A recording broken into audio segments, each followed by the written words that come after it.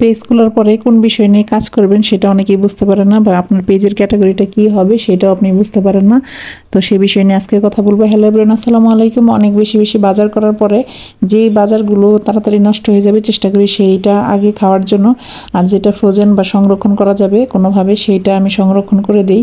তো এরকম একটা সংরক্ষণ করছিলাম সবজি, সেটা হচ্ছে করলা। তো এরকম ফ্রোজেন করা থাকলে যে কোনো সময় জাস্ট বের করে এরকম সরাসরি তেলের উপর দিয়ে কিন্তু ফ্রোজেন করা করলাটা ভাজা যায়। মানে করলাটাকে আগে বাজার থেকে আনার পরে ভালো করে ধুয়ে সুন্দর করে কেটে, বা আপনি যে সাইজ মতো খাবেন সেই সাইজ মতো কেটে ফ্রোজেন করে রাখতে পারেন। এটা এনি টাইম বের করে তেলের উপর দিলেই কিন্তু ভাজি করে নেওয়া যায়। এটা একবারে সহজ, আর একদম খাওয়ার পরে আপনার বুঝতেই পারবেন না যে এটা হচ্ছে ফ্রোজেন করা ছিল।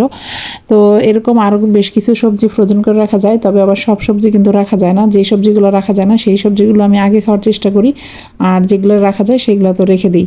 তো এই তো সব দুপুরে রান্নাবান্না শুরু করে দিয়েছি, আর সেই সাথে হচ্ছে আপনাদেরকে সাথে আজকে কিছু কথা বলবো। তা হচ্ছে যে অনেকেই পেজ খোলার পরে কি ক্যাটাগরি দিবেন অথবা কি ভিডিও বানাবেন প্রতিদিন সেটা খুঁজে পান না।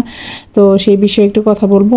এটা কিন্তু খুবই গুরুত্বপূর্ণ একটা বিষয় যে আপনার পেজের ক্যাটাগরিটা, আপনি যে বিষয়ে বেশি দক্ষ বা যে বিষয়ে কাজটা আপনার সহজ করতে পারবেন সেরকম বিষয়ে একটা ক্যাটাগরি সিলেক্ট করবেন। তো এই যে টমেটোগুলো দিয়ে দিয়েছি, এই টমেটোগুলোও কিন্তু আমার ফ্রোজেন করা ছিল। এটা আমার ছাদ বাগানের গাছের টমেটো। এটা আমি সারা বছরই ফ্রোজেন করে রেখে দিই, এবং যে কোনো সময় মাছের তরকারির সাথে বা যে কোনো কিছুর সাথে কিন্তু এই ফ্রোজেন করা টমেটোটা আমি ব্যবহার করে থাকি। তো যে বিষয়টা বলতেছিলাম সেটা হচ্ছে কি বিষয় নিয়ে আপনি প্রতিদিন ভিডিও বানাবেন, যে বিষয়টা আপনি দক্ষ বা যে বিষয়টা আপনি সহজে করতে পারবেন সেই বিষয়টা। এমন কোনো বিষয় সিলেক্ট করবেন না যেটাতে আপনি দক্ষ না বা আপনি জানেন না বা আপনি রেগুলার এটা করতে পারবেন না। সেই বিষয়টা সিলেক্ট করলেও আসলে আপনি ভিডিওটা কন্টিনিউ করতে পারবেন না। কয়েকদিন কন্টিনিউ করার পরে দেখা গেছে যে ওই বিষয়ে আপনি আর পারতেছেন না।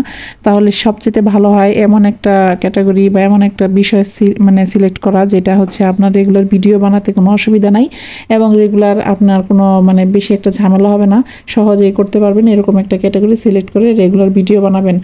আর সাম্প্রতিক যে বিষয়গুলো, যে এই বিষয়গুলো খুব ট্রেন্ডিংয়ে চলে সেই বিষয়গুলোর উপর মানে খেয়াল রাখবেন। সেই বিষয়গুলো মাথায় রেখে যদি ভিডিও বানান অবশ্যই ভিডিওগুলো কিন্তু অনেক বেশি মানুষ পছন্দ করবে, দেখবে। আর হচ্ছে ভিউ বাড়ানোর জন্য কিন্তু অবশ্যই মানুষের ভিডিও বেশি বেশি দেখতে হবে। অনেকেই অনেক সুন্দর সুন্দর ভিডিও বানান কিন্তু ভিডিওতে ভিউ নাই। আর এই যে যারা ফলোয়ার করে একদম পাগল হয়ে যাচ্ছেন কিভাবে ফলোয়ার বাড়ানো যাবে, ভাইরে ভাই এত ফলোয়ার দিয়ে আপনারা কি করেন বলেন তো? আমার তো মনে হয় এত ফলোয়ার কোনো দরকার নাই। পেজে আমার অনেক ফলোয়ার কিন্তু ভিডিওতে ভিউ নেই, তাহলে কোনো লাভ আছে বলেন তো? তো আগে ভিডিওর ভিউ বাড়ানোর জন্য কাজ করতে হবে। ফলোয়ার একটা সময় হয়ে যায়, কিন্তু ভিউ বানানোর জন্য যেটা কাজ করতে হবে আপনাকে প্রচুর প্রচুর অ্যাক্টিভ থাকতে হবে, এবং প্রচুর নির্দিষ্ট টাইমে ভিডিওগুলো আপলোড করতে হবে।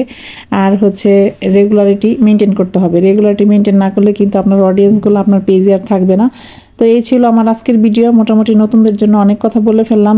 আশা করি অনেকেই নতুনরা আমার ভিডিওগুলো দেখেন। সম্পূর্ণ ভিডিওটা দেখে একটা সুন্দর গঠনমূলক কমেন্ট করে যাবেন। তো ভালো লাগলে সবাই কিন্তু শেয়ার করে দিবেন।